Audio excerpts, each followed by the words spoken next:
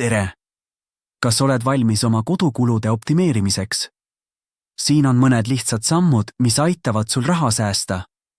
Esimene säästmine toidul. Kõik algab planeerimisest. Koosta nädalane ostunimekiri ja planeeri menüü ette. Nii väldid impulssoste ja liigseid kulutusi.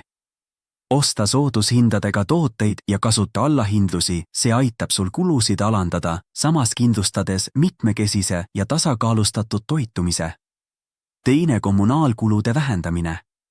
Kommunaalteenuste arved võivad olla suured, kuid energiatõhusaid harjumusi järgides saad neid vähendada.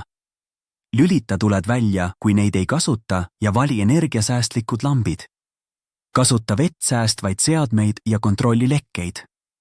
Need lihtsad sammud aitavad sul säästa ja hoida kodumajanduse eelarve tasakaalus. Kolmas toodete ratsionaalne kasutamine. Osta suuremates pakendites tooteid nagu kodukeemia, et vähendada tooteühiku hinda. Kasuta boonussüsteeme ja sooduspakkumisi, et osta tooteid soodsamalt.